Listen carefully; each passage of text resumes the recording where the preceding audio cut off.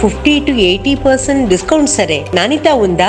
Don't worry. ఏ ఫ్యాక్టరీలో అయితే మిగతా బ్రాండ్స్ మందులు తయారు చేయబడతాయో అదే ఫ్యాక్టరీలో మెడ్ ప్లస్ బ్రాండ్స్ మందులు కూడా తయారు చేస్తారు. Best quality, best price, always మెడ్ ప్లస్.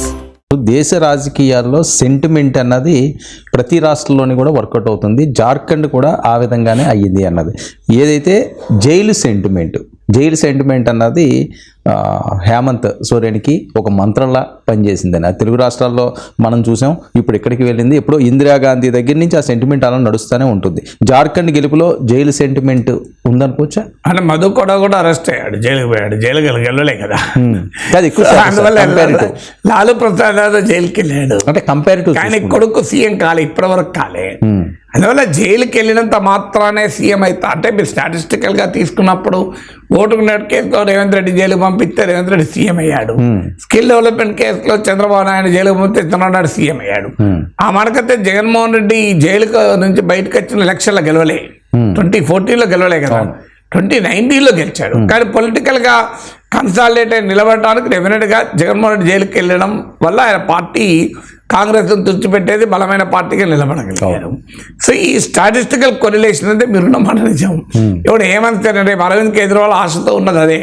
సో అరవింద్ కేజ్రీవాల్ జైలుకి పంపారు, ఇప్పుడు ఆమ్ ఆద్మీ పార్టీ కూడా గెలుస్తుంది. అందువల్ల జైలుకు పోయినంత మాత్రాన సింపతి అనివార్యంగా ఉంటుంది అంటే చాలా మంది జైలుకు వాళ్ళని కోరుకుంటారు. అంటే కేటీఆర్ గారు కూడా ఆ రకంగానే అంటున్నారు. సో అందువల్ల జైలుకు పోవడము, పాదయాత్ర చేయడము, రకరకాల సానుభూతులు. అట్లాంటి ఇప్పుడు అలిపిరి ఘటనలో చంద్రబాబు నాయుడు పైన దాడి జరిగిన తర్వాత చంద్రబాబు నాయుడు ఆశించాడు సానుభూతి వస్తుందని ఎలక్షన్ ప్రిపోన్ చేశారు కూడా, కానీ అయినా కూడా ఓడిపోయారు, సానుభూతి పనిచేయలేదు.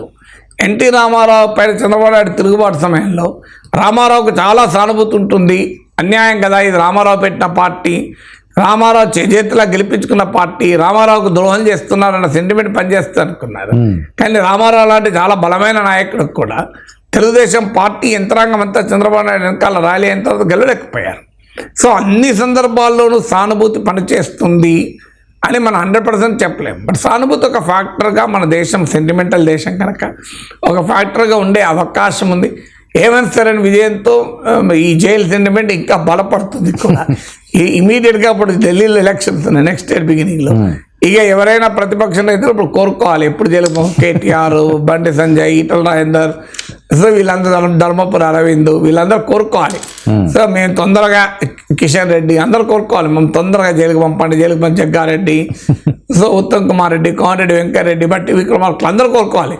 ఇందులో ఎవరు జైలుకి పోతే వాళ్ళకనే. అయితే కాంగ్రెస్ నేతలు జైలుకి పోయే అవకాశం లేదు, వాళ్ళే అధికారులు ఉన్నారు. సో అందువల్ల జైలుకి పోతే లాభము అనేది ఎక్కడ కంపల్సరీగా మ్యాండేటరీ కొరిలేషన్ అయితే ఎస్టాబ్లిష్ కాలేదు. సో ఈవెన్ ఇక్కడ అమెరికాలో ట్రంప్ పైన కేసులు అయ్యే జైలు కూడా పోతాడన్నారు. సో ట్రంప్ కూడా గెలిచాడు. సో ఇది more a statistical correlation than a political correlation.